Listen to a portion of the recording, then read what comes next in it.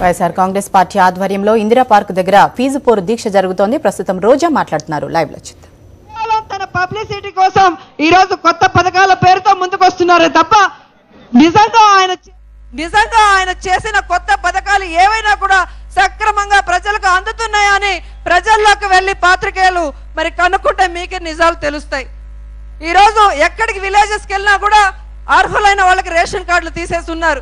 అర్హులైన ముసలి వాళ్ళకి పింఛన్లు రావట్లేదు, అర్హులైన వితంతులకు పింఛన్లు రావట్లేదు. అంటే ఏ విధంగా ఈ రాష్ట్రం వెనకడుగు వేస్తుందో మీరు చూడండి. ప్రజలందరూ కూడా ఇబ్బంది పడుతున్నారు. ముఖ్యంగా విద్యార్థులు ఈ రోజు అటు ఇటు కాని పరిస్థితిలో ఉన్నారు కాబట్టి మళ్ళీ వాళ్ళ బాధ చూడలేక ఈ రోజు విజయమ్మ గారు ఒక తల్లిగా ఈ దీక్షని మొదలు పెట్టాల్సి వచ్చింది. ఎందుకంటే గతంలో ఎవరైతే సీనియర్ విద్యార్థులు ఉన్నారో వాళ్ళు పడ్డ టెన్షన్ చూసి కొత్త వాళ్ళు ఇప్పుడు పెద్ద చదువులు చదువుకోవాలి అంటే కూడా భయపడే పరిస్థితి.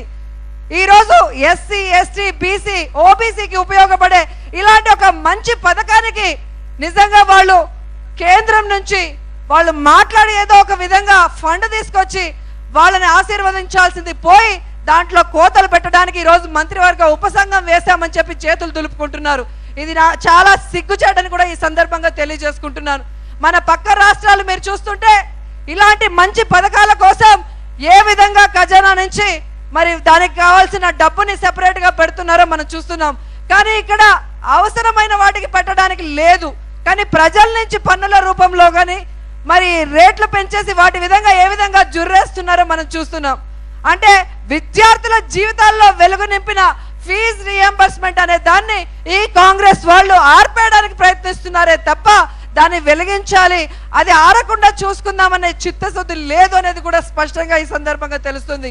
వాళ్ళకు ఒకటే చెప్తున్నాను, పేదవాడి కన్నీరు కత్తి కంటే పదునైనది. ఆ పేదవాడి జీవితంతో చలకాల మారితే ఆ కత్తి మీ గుండెల్లో త్వరలో గుచ్చుకోబోతుందని చెప్పి హెచ్చరిస్తూ ఇప్పటికైనా కళ్ళు తెరిచి కాలేజీ యాజమానికి ఇవ్వాల్సిన బకాయిలు ఇచ్చి అలాగే విద్యార్థులకు ఇవ్వాల్సిన స్కాలర్షిప్స్ కూడా తొందరగా వాళ్ళకి ఇవ్వాల్సి ఉంటుంది.